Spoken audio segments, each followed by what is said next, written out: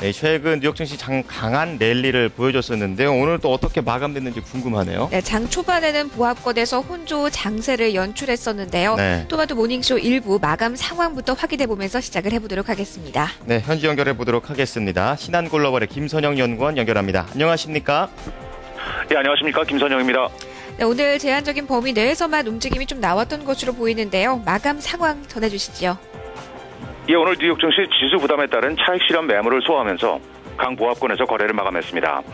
시장을 움직일 만한 지표나 이슈가 없었던 가운데 영국의 1월 산업 생산이 전달 대비 1.2%가 감소해 전망치를 하회했다는 소식에 경기 침체 우려가 다소 증가했고, 연방정부의 재정 삭감 프로그램인 시퀘스터에 관련해 오바마 대통령과 상원 의원들 간의 회담 결과를 기다리는 관망세가 짙어진 하루였습니다. 한편 최근 증시의 급등에 대해 우려의 목소리도 높아지고 있는데요. 예일대학의 로버트 실러가 고안한 케이프 지수, 즉 인플레이션을 고려해 최근 10년간의 평균 주가 이익 비율을 산출한 이 수치가 현재 24를 기록해 평균인 18.7을 웃돌고 있고, 특히 영국의 13.1에 비해 아직 크게 높다며 골드만삭스가 우려를 제기한 것이 투자 심리에 부담을 주기도 했지만, 어제와 마찬가지로 장 막판 매수세로 인해 다우존스 지수가 엿새째 최고치를 보이는 등 강보합권에서 거래를 마감했습니다. 업종별로는 제약업종을 비롯해 의료보험사, 금광, 비료, 반도체 등이 상승했고, 반면 금융업종과 신용카드, 건설업, 운송업, 유틸리티, 소매업 등이 하락했고, 마지막으로 10년 만기 국채 수익률은 어제보다 하락한 2.02%의 거래를 마감했습니다. 네, 이어서 이슈와 특징 종목 보도록 하겠습니다. 이 바젤위원회가 은행권 추가 자본 적립 요구를 검토하겠다는 소식부터 전해주시죠. 예, 글로벌 규제 당국자들이 은행들의 추가 자본 적립 가능성을 검토할 것이라는 소식에 오늘 금융업종이 본종일 하락세를 면치 못했습니다. 바젤 은행감독위원회 스테판 잉부스 위원장은 스위스에서 가진 강연에서 글로벌 금융당국자들이 은행들이 만기까지 보유할 계획인 자산들이 금리 변동 위험에 얼만큼 노출되어 있는지, 또 그에 따라 자본 구조에 어떤 요구가 필요한지에 대해 검토할 것이라면서, 아직은 초기 단계지만 올 여름까지는 확충 여부를 결정할 것이라면서 내일부터 시작되는 회의에서 집중적인 논의가 시작될 것이라고 덧붙였습니다. 현재 바젤 위원회와 규제 당국은 이른바 바젤 3로 불리는 자본 비율 규제를 실시하고 있는데요. 이것은 은행권의 부실을 막기 위해 은행의 핵심 자본 비율을 3배로 상향 조정하고 최소 유동성 기준 유지를 골자로 하고 있습니다. 오늘 특징 종목들을 살펴보겠습니다. 증권사 제프리즈가 목표 주가를 기존의 500에서 420달러로 또다시 하향 조정했다는 소식에 애플의 주가가 2% 하락하면서 나스닥 지수에 온종일 하락 압력을 가했습니다.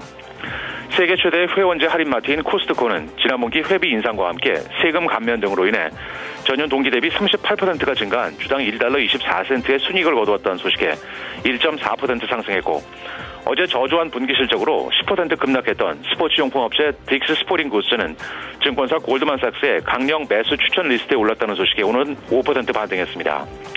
약 2달 전 중국 내 항생제 닭고기 파동으로 인해 매출이 급감했던 피자헛과 KFC의 모회사인 염브랜즈는 2월 중 중국 매출 회복세가 예상보다 빠르게 진행되고 있다는 소식에 1.3% 상승했고, 증권사 시티그룹이 투자 의견을 매수해서 중립으로 하향 조정한 데 따라 소프트웨어 업체 레드햇이 4.8% 하락했으며, 마지막으로 샌프란시스코에 본사를 두고 있는 아몬드 생산 가공 업체인 다이아몬드 푸드는 증시 전망을 크게 하회한 분기 실적 발표에 10%의 주가 급락세를 보였습니다. 네, 오늘 증시가 좀 쉬어간 데서는 뚜렷한 경제 지표가 없었다는 점도 한 몫을 단단히 했는데요. 네. 오늘은 특별한 지표가 없었고 이제 어떠한 지표들 좀 주목을 하면 좋을까요? 예, 그렇습니다. 내일은 증시가 주목하는 상무부의 2월 소매 판매가 발표가 되는데요. 전문가들은 이 지수가 전달에 0.1% 소폭 증가한데요. 2월 달에는 0.5% 증가할 것으로 예상을 하고 있습니다. 이어서 노동부의 2월 생산자 기준 물가 지수인 PPI와 2월의 수출입 물가, 그리고 몰기지 은행협회 주간 몰기지 신청 지수도 함께 발표됩니다. 내 실적 발표를 하는 기업들을 보면 의류 판매업체 게스를 시작으로 소매업체인 핫토픽, 남성 정장 판매업체 맨스하우스, 그리고 여성 액세서리 업체인 베라 브래들리가 각각 분기 실적을 내어놓게 됩니다.